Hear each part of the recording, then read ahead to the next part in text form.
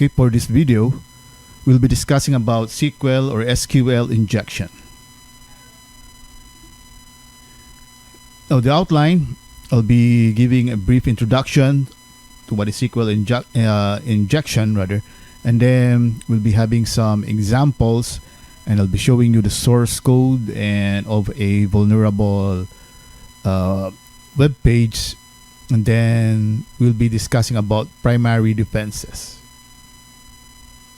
So this is a short video. Now, initially, maybe PCs long time ago are actually more secure because we are only using standalone PC, but yet there are still some threats and vulnerabilities, especially maybe on physical security. But later on, then we were able to connect our PCs on a local area network, maybe by the use of a hub. And with this makes security now it gives more challenge, or it is more challenging to secure your data or your PC because of the local area network, because users will be sharing resources, etc. But what more if we have the internet, wherein servers worldwide are actually connected to each other? So with this, then security is now really more challenging than ever, especially with new technologies and, of course, the growth of the internet. Now let's take a look at this news or this web page. It says here that SQL injection is a top attack statistics. So more of the attacks that are used by hackers are actually more on SQL injection. This is according to Dark Reading.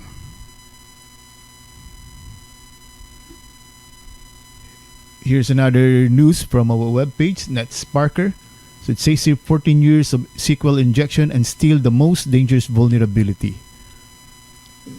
So we're not going to the we're not going to read the article, but this one is already alarming. Then it says here a history lesson about SQL injection. In 2012, a representative of Barclay Yard claimed that 97% of data breaches are a result of SQL injection. Okay, in late 2011 through 2012, only 1 month, over 1 million web pages were affected by the I cannot read SQL injection attack. So it says here Lilo Pop SQL injection. But here from this news and from these web pages, we can say that SQL injection is actually a serious thing, especially when it comes to security and, of course, database security, or your web, even your application or web page security. Now, what is SQL injection? SQL injection is a code injection technique used to attack driven applications in which nefarious SQL statements are inserted into an entry field for execution. So that's why it's called injection, because as if we'll be inserting some code maybe through an entry field, and then once the SQL statement is executed, then it might probably be able to bypass your let's say security or your workflows in your SQL statement, or maybe even execute unwanted SQL statements. Now, how does SQL injection work? SQL injection occurs when data enters a program from an untrusted source, and that data is used to dynamically construct SQL queries. So it will be constructing an SQL query, because SQL doesn't distinguish between the control plane and the data plane. The attacker can place a meta character, so a character not interpreted as data, such as an underscore, which in SQL will read a wildcard for a single character into data input, then followed by entering SQL commands in the control plane. Now, here's one of the type of SQL injection, the error-based SQL injection. The attacker relies on detailed error messages from the database to learn about the database structure. In order to prevent this, only generic error messages should be shown. Blind SQL injection occurs when the app is vulnerable to SQL injection but only shows generic error messages rather than the detailed error messages or the results of the query. One way to access information is to use true or false queries and extract information one question at a time. Another option is to send a command which asks the database to wait a specific amount of time before returning a response. Depending on how long the database takes to respond with an error message, the attacker can infer whether or not the command returned true or false. Union's SQL injection leverages the union operator to retrieve data from multiple tables in the database. So if you still remember the union operator, so using union operator, we can be able to run several select statements in a single command. Autobahn SQL injection, relatively uncommon, but occurs when an attacker can't receive a response to their command in the same channel they submitted it. Instead, it relies upon a server ability to use another protocol like HTTP or DNS to deliver the response to an attacker's query. Now, for us to have an example of this, let us take a little review of SQL. So we have here the select statement, select, then we have the fields from the table, then where the condition. And usually where a condition, we use and or. So we use and or for compound condition. And if you still remember, true when both conditions are true, and or true as long as at least one condition is true. Okay, so as long as one condition is true, then or will give us a true value. And the order of precedence is not before and, then and before or. So example 1, SQL statement or PHP. So we have this select asterisk. Usually for some, this is how they construct their SQL statement and their PHP program. Select asterisk from users where username equals, then here's a variable, and password equals another variable in PHP, limit 0 and 1. Okay, so we have here, let's say, username and password here. And let's try that. I will be showing you the program. Now here is actually the program, and here is my code for login. Let's review our login. So here, if post is submitted, but let's skip that first. I'll be going back to this one. So here's my form, and I have here my username. So ID equals username and my password, and then the submit button. So once I submit this form, it will open the same file, and once it opens the same file, it will test if submit is not empty. Then it will get the username, it will get the password, and then use this SQL statement to determine if we have the correct username and password combination. So where username equals and password equals, so these are the variables, limit 0, 1. So actually, just to test, just to be sure that it will ignore duplicates, but you can remove this one. So here, after that, in our statement, we execute our SQL statement using the connection. So this is our connection, by the way. So we connected to the database, and then we execute our SQL statement. So this is our SQL statement in which we substituted the username and password entered, and we determine, or we get the result set, and we determine if the result set returns a number of rows that is greater than 0. That means we were able to retrieve a row from our SQL statement. If we were able to retrieve a row from our SQL statement, then this is true. Then what our program will do is to open a new file. That's why we have here window.location. This is JavaScript equals success PHP. So it will open success PHP. If not, then it will say here that the username and password are not correct. Our success PHP will just display success, and then also, but for the next demo, it will be displaying a list of products from this table, products table. And in the products table, it will be showing the description, which is actually a hyperlink that if we click on the description, it will open another file that is product PHP and using the ID of the product. But we'll be discussing that more of that later. Let's try to examine first our database. So this is our database. I already placed here use demo DB, show tables. So these are our users. Select asterisk from users, for example. And here are my username and password combinations. So I have Abby Crew, Kim Futuristic, or we have LeBron Cavalier. So let's use that because it is easy to remember, or maybe Steph Curry, or maybe Harden Balbas. So I'll try first an invalid username. So let's say Eudz, and then I'm going to place here a password. So once I click submit, it says here that invalid username and password.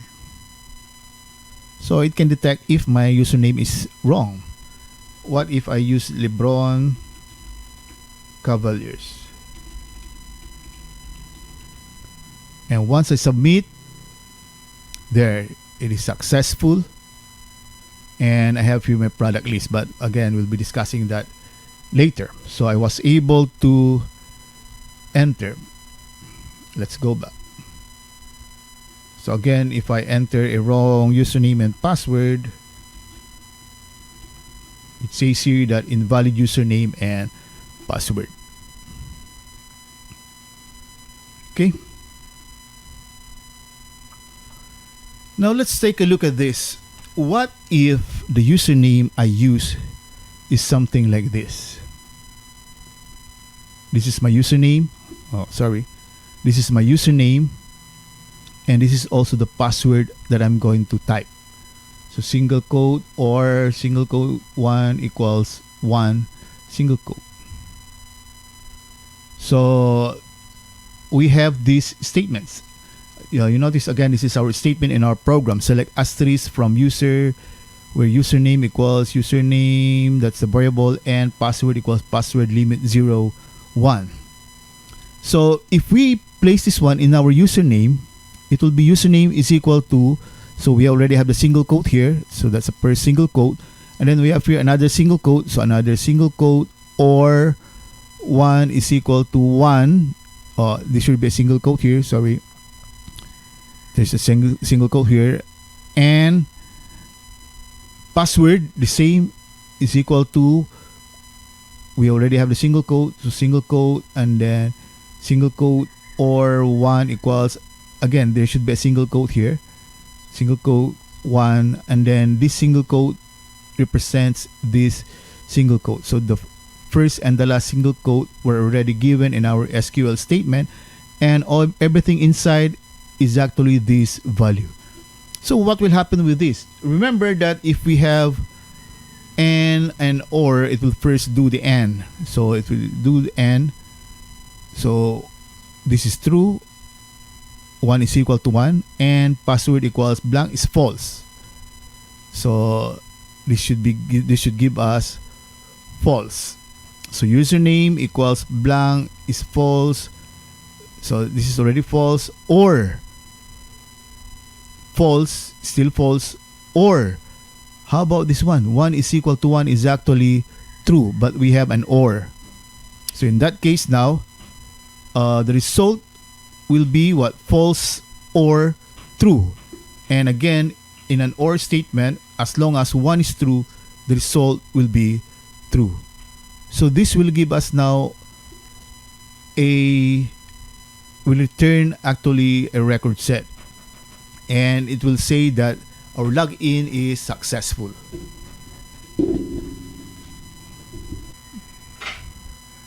Okay, so let's take a look at that again. So at first it will execute and then so this becomes and. So 1 equals 1 is true and password equals blank is false. So true and false is actually false. So username equals blank is false, or so it's false, or but this one is actually true. So false or true. So this will, the where clause will be successful, and it means that we were able to log in. So again, we'll try this one.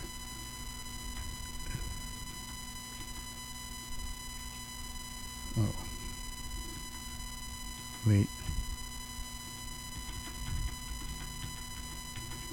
So I'll be using what? Single quote or single quote 1, single quote equals single quote 1. So that will be my username. I hope you were able to see that. So that will be my username. I will copy that, and that will also be my password. Okay, so you notice a while ago when I entered just anything, it says here that my login was not successful. But what if I use this value? If I click on submit, you notice that it says here it was successful. So I was able to penetrate. I was able to log in successfully using this code here. So that means that my program is vulnerable to SQL injection. Let's go back to that one. I would like you to show you the, so in our program, so why did that happen again? So let's try to explain that again. So instead of logging in, I will show you the SQL statement, and then but we will stop our program. So this is our login program. So instead of going directly to this part, I'll just show the SQL statement and then stop the program. So we refresh this one. So that's it. Oh no, that was the previous one. So we'll use what? Single quote or 1 equals single quote 1.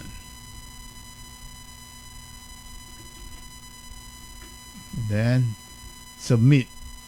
So that will be our output. Again, if you're going to look at this, it will first do the AND thing. It will first, AND comes first before OR. So the result of this is false. Then username equals, so that means username or false or 1 equals 1. Username equals blank is also false. This one is false, and this one is true. But again, remember, if you use OR, as long as 1 is true, the result is true. That is why we were able to enter, we were able to penetrate our program. So that's one with how SQL injection is used. That's in our first demo. Now we'll be having another demo. Then let's again review SQL. We have another example. Now in select statement, we have select fields from table, then where condition, union all, select fields from table, where condition. So this will be placing in a single what in a single result set the result of two select statements. So it's union all. So it will display the result of these, then it will display also the result of this in one result set. Now, what if we have this one? So select asterisk from products where ID equals $ID. And let's say ID equals 1. So 1 will be substituted here.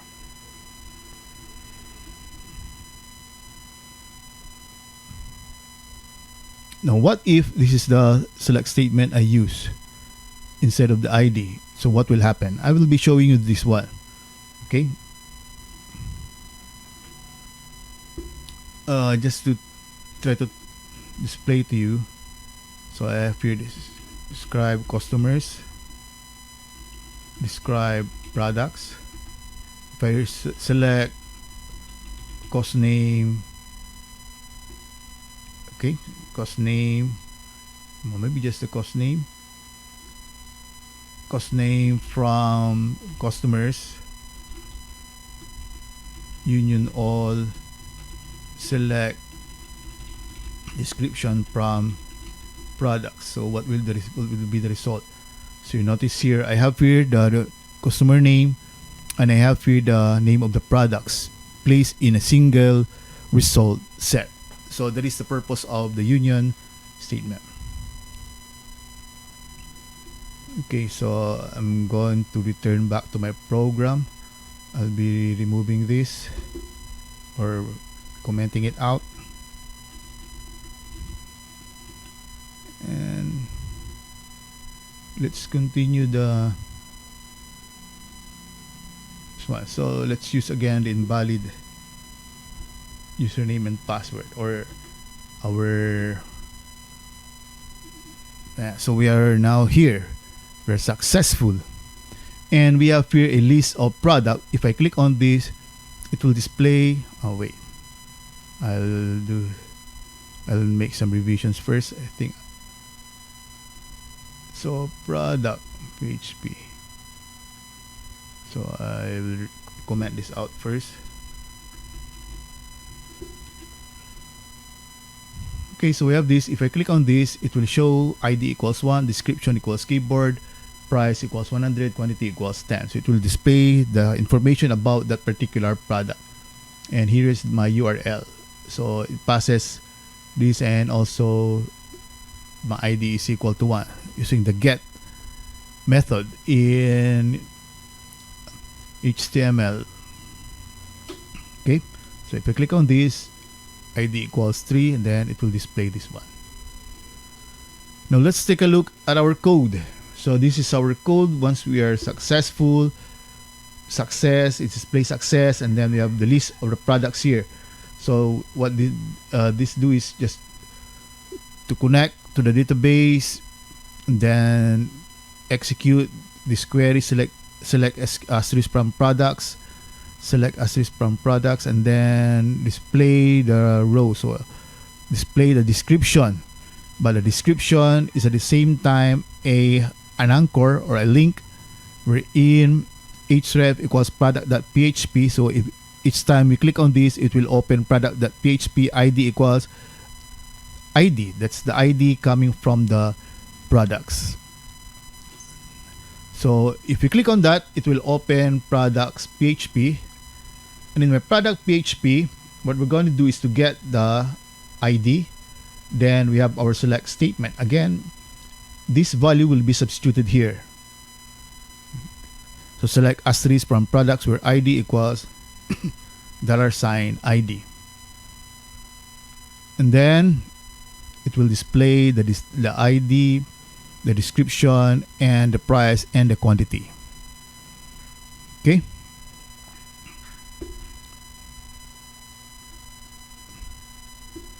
So what if I use this one? So what will this do is if ID is equal to 1, union all, select username from password, this whole value will be substituted here. So where ID is equal to, so the value is 1, union all, select username, password. If I have the correct number of fields, then it will be using username and password.